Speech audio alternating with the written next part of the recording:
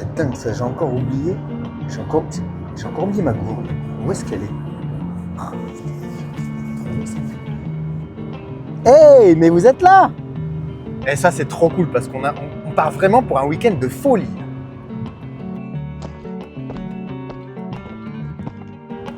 Nous sommes donc en route pour le festival des Templiers. Alors non, c'est pas un festival de musique électronique, c'est pas une reconstitution non plus du monde médiéval. C'est une compétition de trail running comme je les aime et ça se passe à Millau. Mais cette fois-ci, ce ne sera pas sur route qu'on va courir, ce sera en mode trail. Là aussi pour 100 km, mais avec 4500 mètres de dénivelé positif.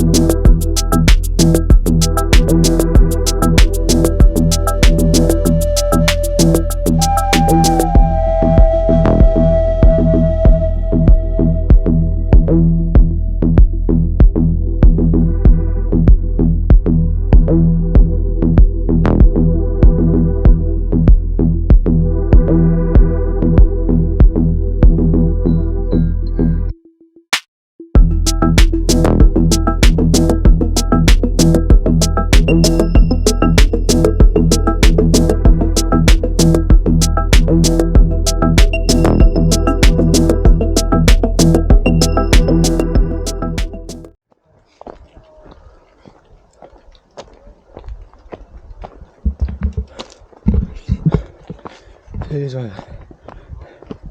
Bon, on se voit que maintenant, et il est quelle heure d'ailleurs? Ça fait déjà presque 4 heures que je cours, un petit peu moins, 3h38. Et on se voit que maintenant parce que ma caméra ne marchait pas. Donc j'ai fait toute la nuit. Dommage, j'avais des beaux paysages de nuit. Mais j'avais un problème avec la carte SD. Elle marche pas, donc ça n'enregistrait pas les vidéos. Mais maintenant, on est revenu. On va pouvoir profiter de la journée. Il y a le jour qui commence à se lever. Beaucoup de brouillard. On a eu beaucoup de brouillard déjà sur la première partie de parcours. Peut-être de la poussière aussi. Je sais pas trop. Et voilà. Quoi d'autre à raconter? Le premier ravito avec assistance est passé. La Clou était là, juste à l'heure. Non pas qu'elle était en retard, mais que je suis allé trop vite.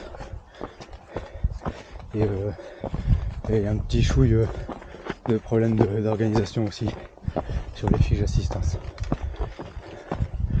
On analysera ça plus en détail plus tard. Allez, regardez un peu le lever de soleil et on se retrouve tout à l'heure.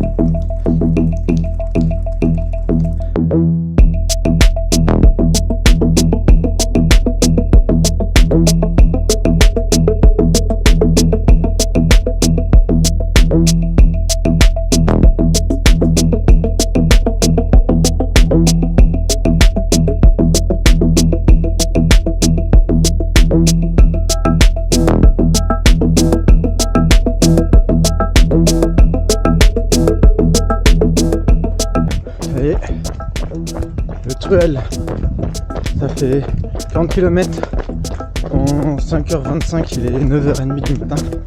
Il fait encore super froid, mais ça va bientôt se réchauffer. Ils annoncent 24 degrés cet après-midi. Impensable, hein, en plein mois d'octobre. Et pourtant, là c'est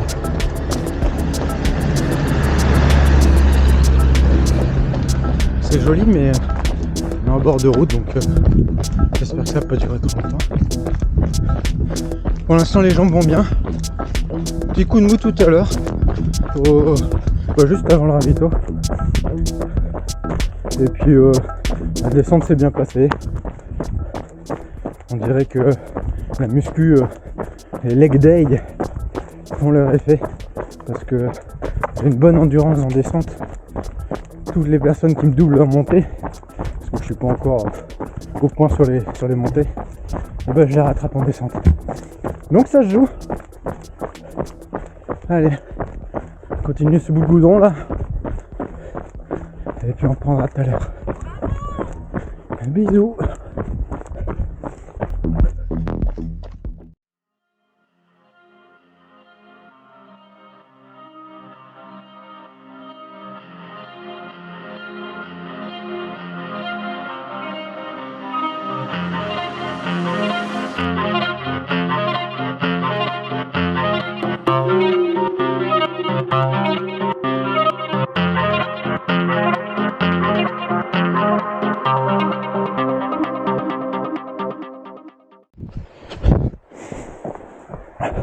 Je sais pas si vous voyez là, mais il y a plein de panneaux danger. Attention, danger falaise, danger rocher, danger animaux. C'est un peu dangereux comme course, on dirait. C'est tellement dangereux qu'ils ont mis plein de rubalises. Parce que je pense que les premiers sont passés, il faisait encore nuit ici.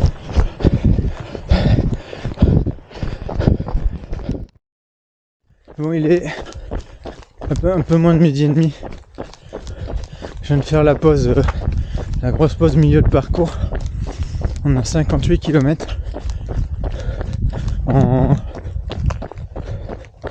8h28. Je me suis arrêté 22 minutes là au ravito. Manger un petit sandwich, coca, cacahuètes, enfin la bouffe quoi. Et on est reparti. Je vais changer de chaussettes aussi. Je vais remettre de la crème. Et je changerai de t-shirt et d'autres bricoles dans 2 heures au prochain ravito. Et après, normalement, direct vers la ligne d'arrivée, déjà.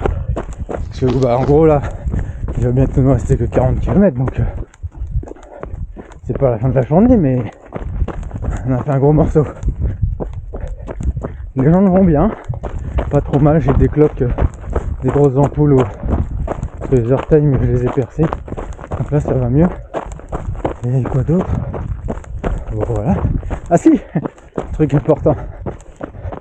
Ils ont allumé le soleil.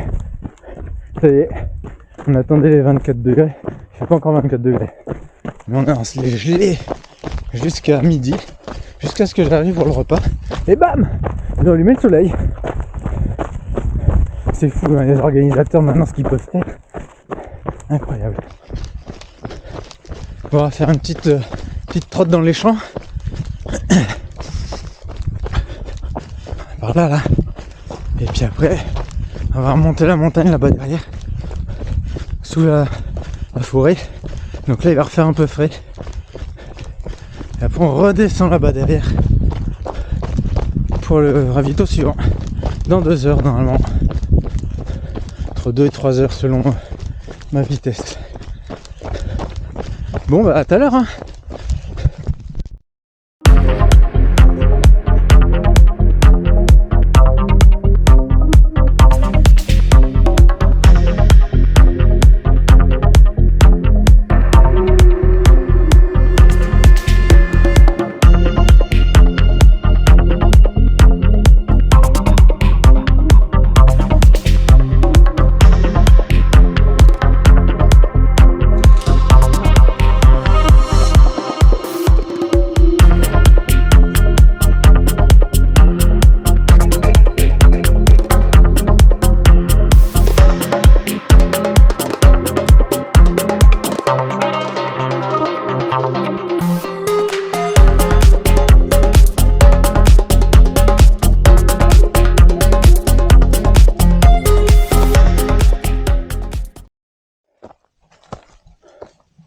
Bon, il est 16h, ça fait 80 km parcourus pour 11h et 3 minutes de course, 12h et 3 minutes de course, pardon. Et là on attaque l'avant-dernière bosse à grimper. Et après il en restera une apparemment. On peut pas la nommer. C'est tellement ça va être insoutenable. Apparemment c'est presque de l'escalade. Je vous montrerai.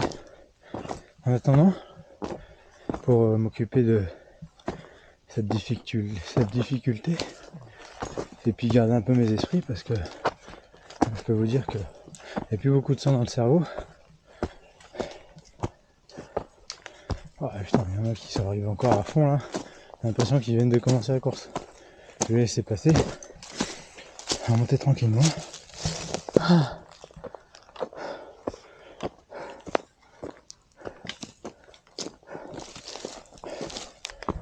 C'est en forme chaud, pas fatigué.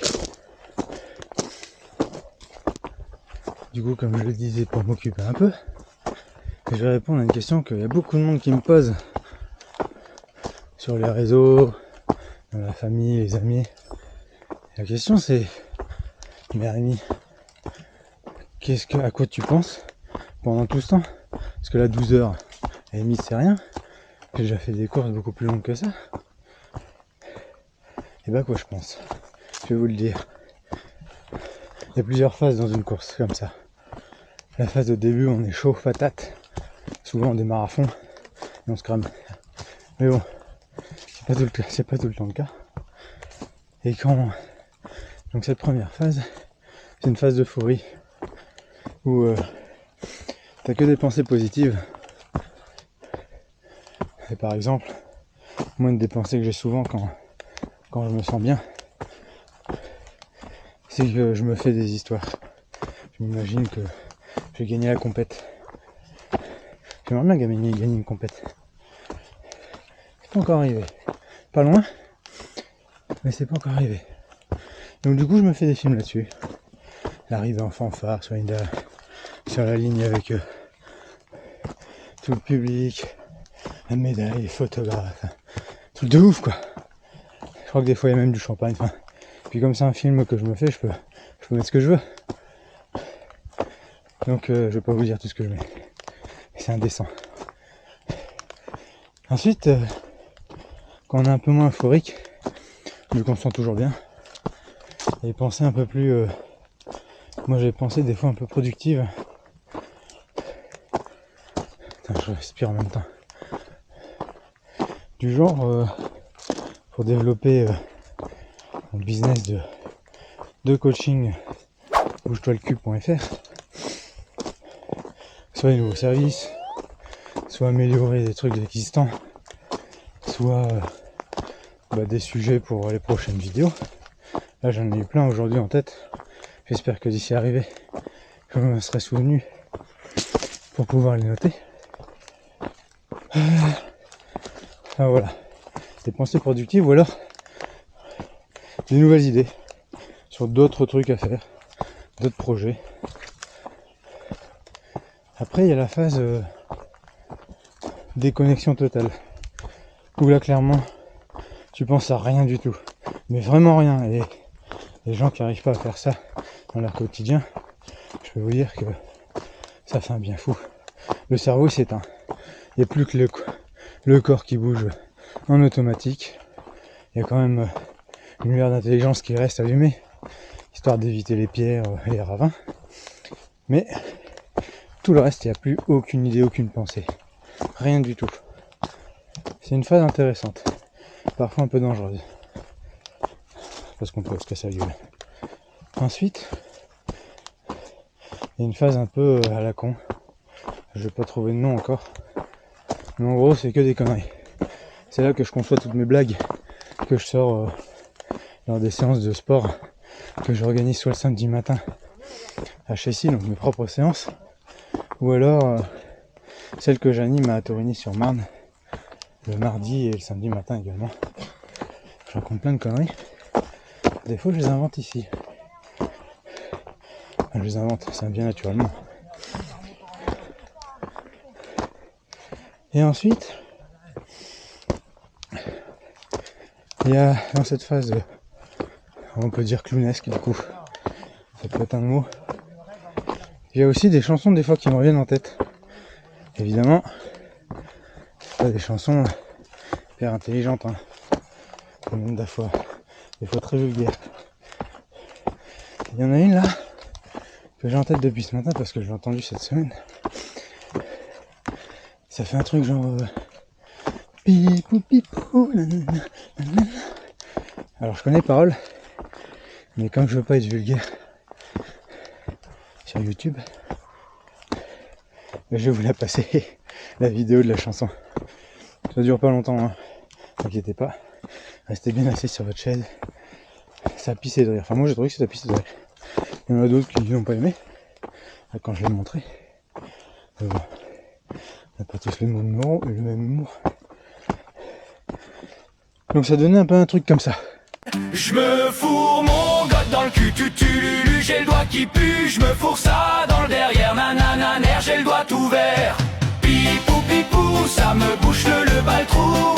Pipou pipou, j'en ai plein le bal-trou. Pipou pipou, ça me bouche le bal-trou. Pipou pipou, j'en ai plein le bal-trou. Alors, c'est rigolo. Vous pouvez me dire dans les commentaires si vous avez aimé ces petites vidéos. D'ailleurs, dédicace à la personne qui a monté cette vidéo, plein d'autres, sur son compte TikTok. Je vais mettre le lien dans la description. Comme ça, vous pourrez pisser de rire plusieurs fois. Ensuite, dernière phase, la phase noire. Ça peut arriver même en plein jour.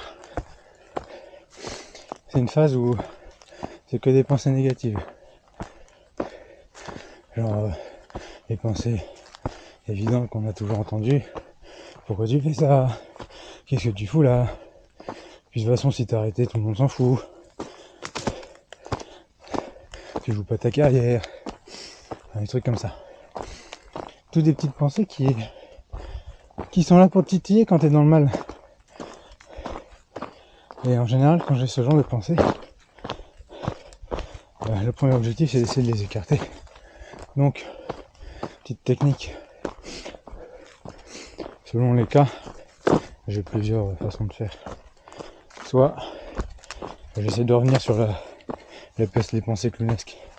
De toute façon, t'es là, et puis me motiver, t'es là, t'as payé X euros, c'est toujours un budget. Tu vas quand même pas laisser tomber, et puis en plus, souvent il y a l'assistance qui est là, des amis, de la famille, merde, pas qu'ils soient venus pour rien. Alors ça m'est déjà arrivé d'avoir gagné une course, vous pouvez aller voir d'ailleurs, je vais l'afficher là, c'est une course que j'ai fait dans le Pas-de-Calais, j'étais vraiment pas bien. Donc là, je vais laisser les pensées noires prendre le dessus. Et sinon, la technique c'est soit s'arrêter, prendre une grande inspiration et regarder la nature. Là, et puis en fait, être... comment on dit, je connais pas, je me souviens plus du mot, mais remercier en fait d'être là. Parce que malgré tout le trail, oui c'est dur, oui c'est une course, mais tu visites des coins de nature, tu essaies de te mettre en communion avec la nature, même s'il y a du passage. Oh merde, je perds ma casquette, il y a un arbre qui... Je suis en train de parler de nature et de communion, et là tu me piques ma casquette. Ah bah là, attendez. Allez-y parce que là, je suis en train de m'interviewer, donc ça va durer un petit moment.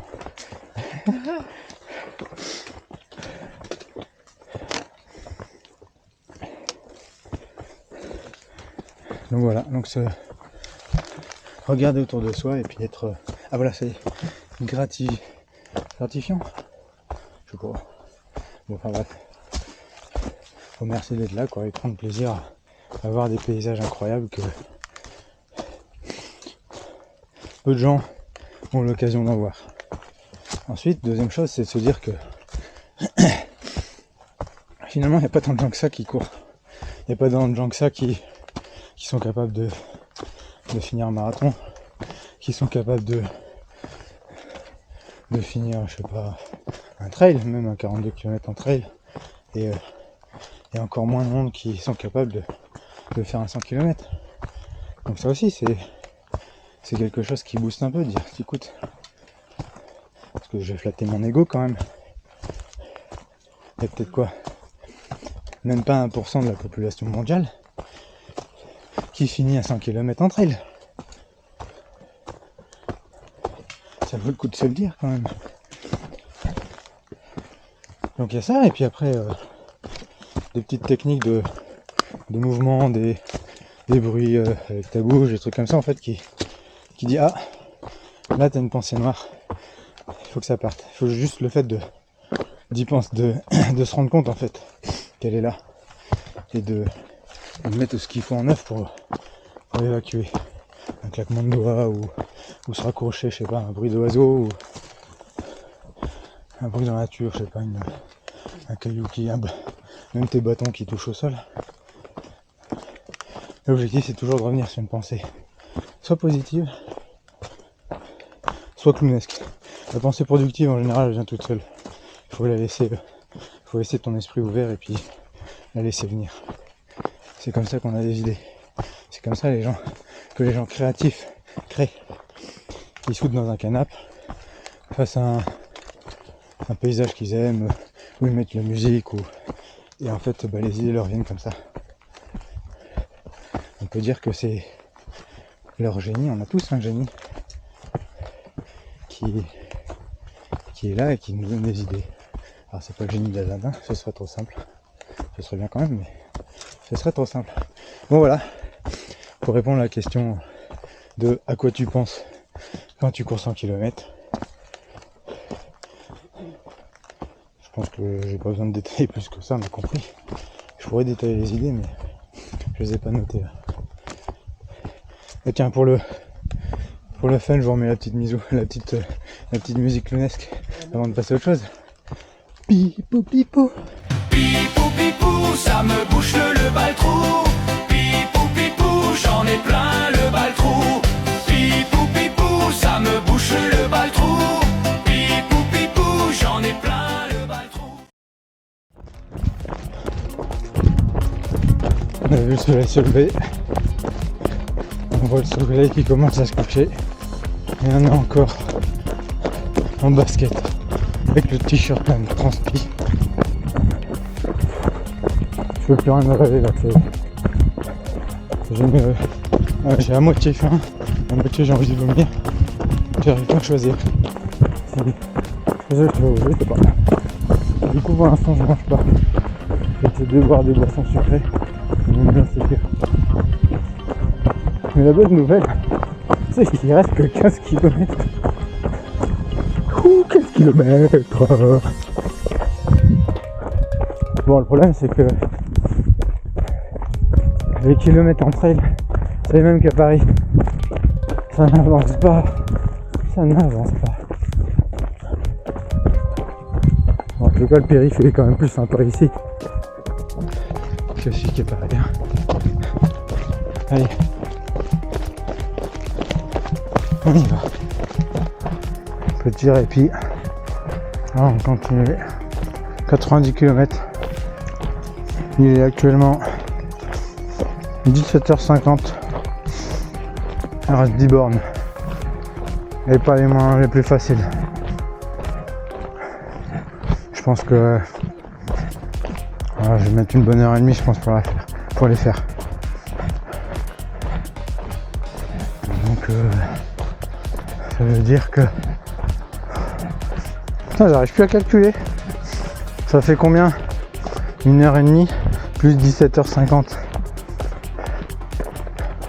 Putain, ça fait plus de 19h ça. Merde. J'ai prévu d'arriver à 18h. Bon, c'est pas grave. Si j'arrive avant 19h45, le soleil sera encore debout. Pour pas longtemps, mais il sera encore debout. Donc on y va alors. En tout cas, on est gâté sur la météo. Formidable.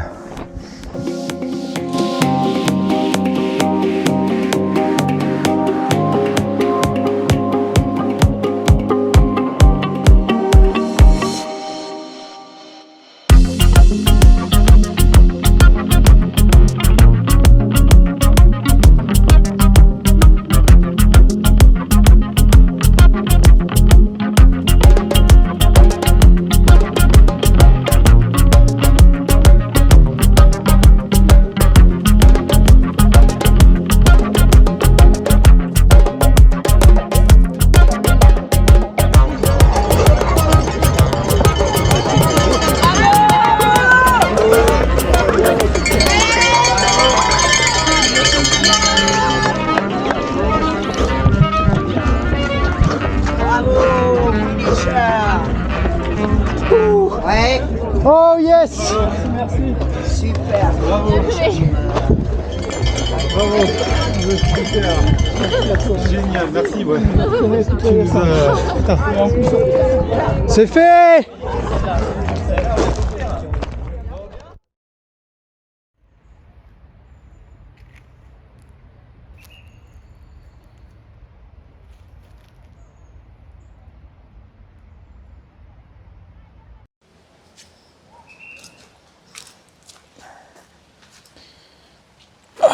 Punaise. Bon, et ben la course est terminée.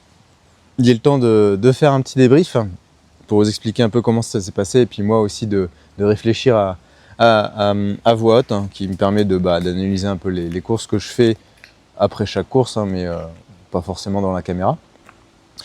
Et je vais m'aider de ce petit livret qui s'appelle l'Assistance Book.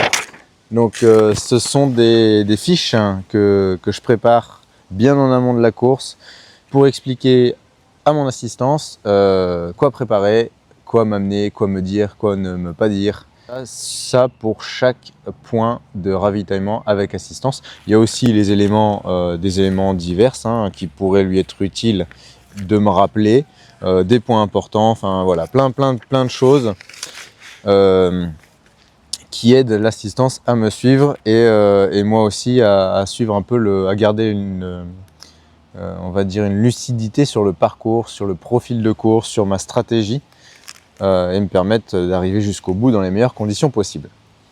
Donc, départ à 4 h du matin, première vague, petite satisfaction personnelle. Je comprends jamais comment ils font les organisateurs pour définir qui va partir de la première vague, la deuxième vague. Mais peu importe, je suis parti avec les élites, donc première vague, j'étais dans la 3 ou 4e ligne. J'aime bien me mettre devant pour déjà pour avoir une belle énergie, pour partir avec un bon rythme et surtout pas être embêté dans les premières sections de grimpe où souvent il y a des bouchons. Là pour le coup, les Templiers, il n'y a pas de bouchon parce que tu commences par 6 km à peu près sur du bitume, donc le peloton a quand même bien le temps de s'étaler. Et au final, on n'est pas sur de la haute montagne, donc quand tu grimpes, les sentiers sont assez larges, donc il y a bien de la place. Il y a eu, enfin moi en tout cas, de là où je suis parti, je n'ai décelé aucun bouchon à aucun moment de la course. Départ très rapide, 12,5 ou 12,7 km/h. J'ai été surpris de voir qu'il y avait beaucoup de monde qui partait à ce rythme-là. Après, je me suis dit, bon, bah, c'est les élites, on va laisser partir devant. Hein. Mais j'ai quand même réussi à tenir ce rythme-là pendant les 25 premiers kilomètres. Donc, j'étais assez content. Alors, en sachant que sur les 25 premiers kilomètres, il y a quand même 800 mètres de dénivelé à monter. Donc, en gardant ce rythme-là en moyenne, j'étais très, très content. Je me suis d'ailleurs senti très bien jusqu'au la première zone d'assistance qui se trouvait à 28 km. Donc là, j'avais encore la patate. L'assistance s'est très bien passée et j'avais 40 minutes d'avance sur le timing que je m'étais prévu, qui était écrit là. Donc ça a un peu surpris justement Claclou, hein, qui devait me rejoindre à ce moment-là. On s'était dit qu'elle avait le temps de retourner à la roulotte parce qu'on a pris un camping et puis c'est dans une roulotte, donc pour finir de se préparer, peut-être redormir un petit peu, etc. Et au final, elle est partie en 4e vitesse en catastrophe parce que elle s'est rendue compte que j'allais arriver un peu trop vite. Mais elle a réussi à être là, bravo. Et heureusement qu'elle n'a pas eu d'incident sur la route non plus, du fait que qu'il y avait un peu de stress avec sur le trajet. Donc l'assistance s'est très bien passée, très rapide, efficace, tout ce qu'il fallait. J'avais la forme, je suis reparti à fond. Jusqu'à l'assistance suivante, non, c'était pas une assistance, c'était juste un point de passage de coureur au 52e kilomètre. Là, je commençais à être un peu dans le dur. J'avais eu un coup de mou à partir du 40e kilomètre. Alors en y réfléchissant, parce que pendant la course, quand même, j'analyse pas mal ce que je ressens, comment vont mes muscles, comment va ma forme, est-ce que j'ai faim, est-ce que j'ai soif, etc. Et au bout de 40 km, je commençais à sentir que je puisais un peu dans les réserves. Et en fait, j'avais une sensation dans mes boissons ISO qui était un goût très léger. Et en y repensant, en fait, j'avais mal dosé les boissons. Donc c'est-à-dire que mon plan nutrition était foiré dès le départ parce que j'avais pas assez de boissons ISO et je m'en suis rendu compte qu'au bout de 40 km. Donc j'avais commencé à puiser dans mes réserves. Donc pour remonter un peu la pente, c'était un peu long et un peu compliqué. Mais ça finit par remonter, hein. Les points d'assistance, notamment celui de midi, où là il y avait un vrai repas qui était prévu, des sandwichs, des choses comme ça qui étaient prévus. Ça m'a remis un bon coup de boost. Le fait que Clarisse soit là aussi, ça aide toujours, hein, de voir quelqu'un qu'on connaît et qui nous est cher nous suivre pendant ce genre d'épreuve. Et en plus, à ce moment-là, ils ont allumé le chauffage. Le chauffage, le soleil, vous le dites comme vous voulez, mais jusqu'à midi, il faisait brouillard. Et puis à midi, au moment de la pause, ils ont tout allumé. Et c'était bien, ça commençait à réchauffer un peu, donc ça fait du bien. Et donc je suis reparti plutôt pas mal, plutôt confiant aussi, avec un bon rythme. Et par contre, il faut que je le dise, quand ça grimpe, je suis toujours dans la douleur. Je suis un très mauvais grimpeur. Je suis très lent, je trouve. Mon cardio, il monte tout de suite dans les tours, alors que habituellement, je tourne autour de 140, je dépasse déjà rarement 150 sur de l'endurance. Et quand ça grimpe, ça explose les compteurs, donc je me fatigue très vite et je perds énormément de temps là et énormément de place aussi dans le classement. D'autant plus que sur cette course ici, la veille au soir, j'ai dit tiens, je vais quand même tester mes bâtons, hein, je vais les déplier et tout, plam, le premier nickel, le deuxième bâton ne s'est jamais déplié. Donc j'ai décidé de courir sans bâton. Donc j'ai fait ces 90 km et 4350 mètres de dénivelé sans bâton. Alors ça se fait, hein. Finalement les bâtons ne sont pas indispensables, mais ça aide quand même. Sur certaines sections, ça m'aurait quand même bien aidé. Donc je vais en racheter. Et parce que celui-là, je pense qu'il est mort, il doit être plié à un moment donné, à un endroit, donc je peux plus le débloquer. Ou alors avec la poussière et puis de l'eau, ça a dû coller à l'intérieur, l'humidité. Donc, soit j'arrive à le débloquer, mais c'est déjà la deuxième fois qu'il se bloque parce qu'au 90 du Mont Blanc, vidéo d'ailleurs que j'ai faite aussi de récap, que vous allez pouvoir cliquer là, j'en parlais déjà, que j'avais coincé mon bâton, j'ai fini par réussir à le décoincer. Et là, pour le coup, j'ai pas réussi à le décoincer, donc j'ai couru sans. Mais en tout cas, à partir de midi, je suis reparti bien. J'avais toujours 20 minutes d'avance. Donc j'avais perdu 20 minutes de mon avance précédente, mais j'avais toujours 20 minutes d'avance. Donc j'ai bien fait les 20 minutes d'arrêt au ravitaillement pour pas reperdre ces 20 minutes, que finalement j'ai perdu à la suite parce que j'arrivais pas à remonter la pente des glucides. À un moment donné, je sais pas pour vous, mais moi je sais qu'au bout de 6 heures environ, mon corps il commence à saturer de tout ce que je lui fais avaler. Donc que ça soit solide, liquide, semi-liquide, sucré, salé, et à un moment donné, il veut plus. Donc je suis obligé de me forcer, de me battre avec moi-même pour continuer à avaler des trucs.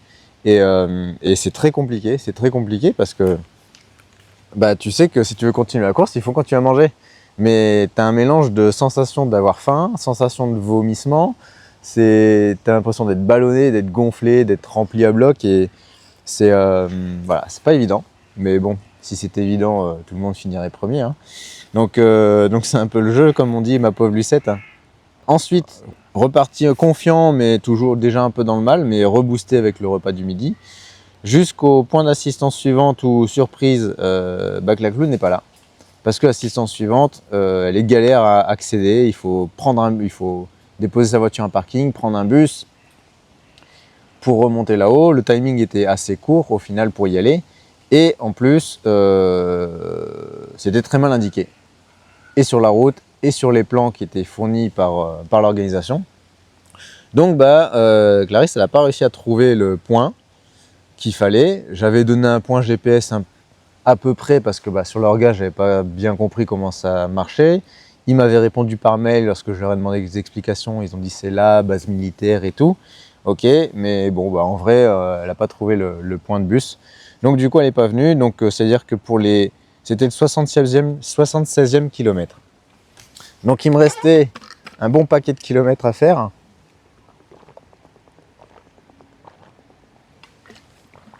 Ah pardon.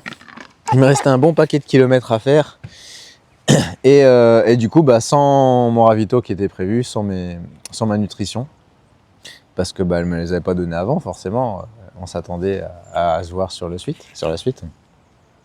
Mais du coup, j'ai continué à me débrouiller avec ce qui me restait, et ce qu'il y avait sur les ravitaux de l'organisation. Et puis de toute façon, comme j'arrivais pas à avaler grand chose, je me nourrissais de bonbons en fait, des bonbons créma que j'avais en rab. J'ai toujours un petit sachet bonus en rab de bonbons, de petits saucissons en barrette là, les bâtons de saucisson.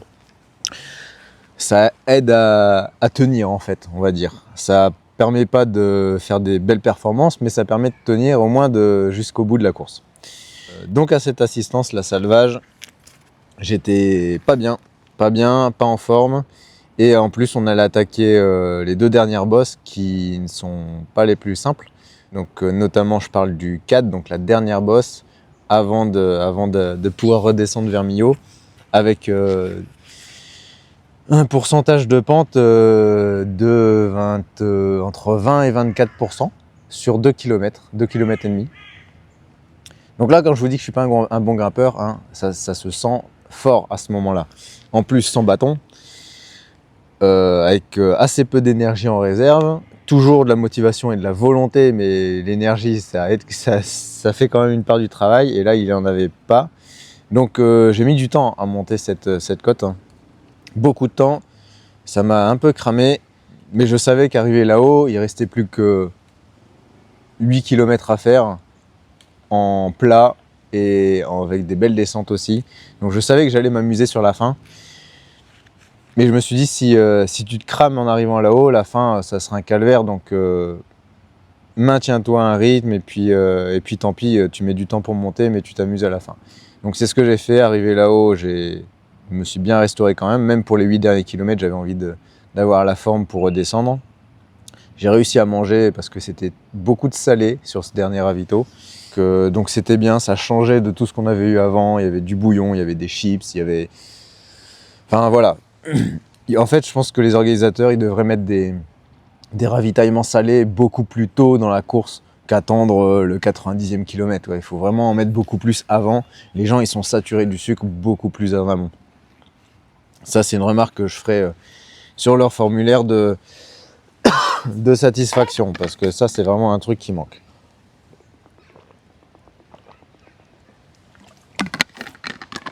Et donc, la dernière section, je me suis éclaté. J'adore quand ça descend, moi. Je suis un très bon descendeur. J'ai une bonne descente, comme on peut dire. Aussi bien à boire de l'eau qu'à descendre des pentes en trail. Donc là, j'ai vraiment envoyé du lourd et j'étais content, ça me faisait plaisir. J'avais pas mal aux jambes. Jusque-là, j'ai jamais eu mal aux jambes sur cette course. Ça s'est toujours bien passé. Quelques cloques, par contre, au niveau des pieds. D'ailleurs, c'est marrant, c'est les deux pieds au même endroit, à l'extérieur, côté talon. J'ai 2 grosses cloques. Première fois à cet endroit-là, c'était la première fois aussi que je faisais autant de kilomètres avec cette paire de chaussures. Mais bon, bah, ça m'a pas gêné, hein, les cloques, bon, elles sont là, il faut faire avec. De toute façon, voilà, on va pas te changer le pied. Donc c'est un moment de la course où tu acceptes la douleur. Tu t'essayes plus d'aller à l'encontre de cette douleur, t'essayes plus de dire punaise, j'ai mal, et de penser qu'à ça. Le fait de penser à ça, de focaliser dessus, ça va augmenter ta sensation de douleur. Alors que si tu dis, bon bah, ok, j'ai mal, mais c'est normal, et j'ai mal ailleurs aussi, et c'est normal, et de toute façon, ça fait partie du jeu. Donc, prends-le en compte, mais bon, c'est tout, accepte, et puis continue, voilà. Et donc, c'est ce que je fais. Et là, bah, on en vient même à ne plus la sentir, à oublier la douleur. Et puis, en plus, en descente, moi, j'adore ça, donc j'ai envoyé et juste à descendre à 10-12 km/h aussi, hein, avec des chemins escarpés et tout ça. Là, t'as plus peur, tu sais que c'est la fin, t'arrives en bas et puis c'est terminé, t'es en ligne d'arrivée. Donc arrivé en 15h58, mon objectif c'était 16h, donc je suis content. 401e place sur 1282, je crois, un truc du genre. Donc le premier tiers du classement, donc c'est chouette. Je suis content de moi-même, je suis content que Clarisse soit là aussi pour m'assister, qu'elle l'ait fait toute seule. C'est la première fois qu'elle m'assiste toute seule, donc le trajet en voiture, porter les sacs, trouver où c'est, malgré ce que j'écris sur les fiches, bah, entre ce qui est écrit, la théorie et la pratique, il y a toujours la réalité, il y a toujours des déviances. Donc bravo à elle, et puis accessoirement ça améliore aussi mon classement sur l'UTMB Index, donc ça me donne une chance supplémentaire pour l'année prochaine, peut-être faire une des grandes finales de l'UTMB. Voilou. Quoi d'autre? Bah, maintenant on va se reposer un petit peu, hein, faire de la récup, bien boire, bien manger, et puis on se retrouve bientôt pour une prochaine course. Allez, salut!